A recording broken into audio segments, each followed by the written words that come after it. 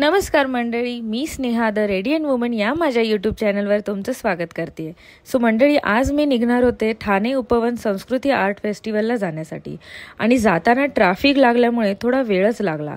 त्यामुळे मी मानपाडा येथे जाऊन थांबले आणि थोडा वेळ मी मनीष कॅफे येथे पाहिलं की गर्दी होती लोकांची आणि गर्दी पाहता क्षणी मला लक्षात आलं की नक्कीच इथे टेस्टी नाश्ता मिळत असणार आहे. सो मग काय, मी साऊथ इंडियन नाश्ता ऑर्डर केला आणि खूपच टेस्टी आणि चांगली क्वालिटी असलेला हा नाश्ता इथे मला मिळाला. सो तुम्ही पण नक्कीच ट्राय करा. त्यानंतर मी निघाले उपवनसाठी जायला आणि फायनली मी 2 तास ट्रॅव्हल करून पोहोचले संस्कृती आर्ट फेस्टिवलमध्ये. सो ह्या फेस्टिवलमध्ये मंडळी विविध कला प्रकारांचा उत्सव साजरा केला जातो. तसेच सुप्रसिद्ध कलाकारांची उपस्थिती देखील ही इथे मोठ्या प्रमाणात असते. सो मग काय, गर्दीचा ओघ हा संस्कृती आर्ट फेस्टिवलच्याच दिशेने जात होता. सो मीही त्याच गर्दीच्या ओघामध्ये जाण्यासाठी निघाले.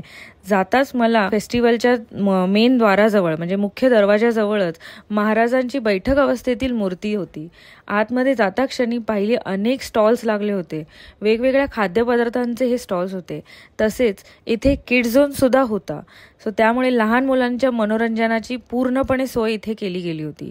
नंतर पुढे जाताना मला दिसले book stalls, jewellery stalls, footwear तसेच लाईव्ह पेंटिंगचे स्टॉलसुद्धा होते.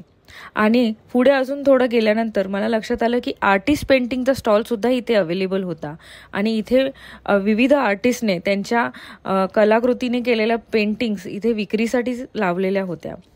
मग पुढे मी झाडांची रोषणाई पाहत निघाले. त्यावेळी तळ्याच्या एका भागाला फ्लोटिंग स्टेजवर शास्त्रीय संगीताचा कार्यक्रम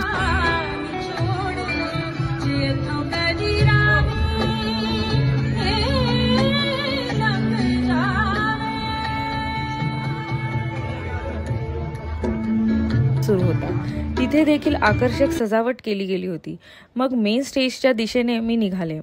मेन स्टेजवर विविध कलाकारांनी त्यांचं सादरीकरण करण्यासाठी सुरू केलं होतं आणि ते इतकं सुंदर होतं आणि ते पाहण्यासाठी जमा झालेल्या ठाणेकरांची गर्दी पाहूनच खूप आकर्षण वाढलं होतं या गोष्टीचं.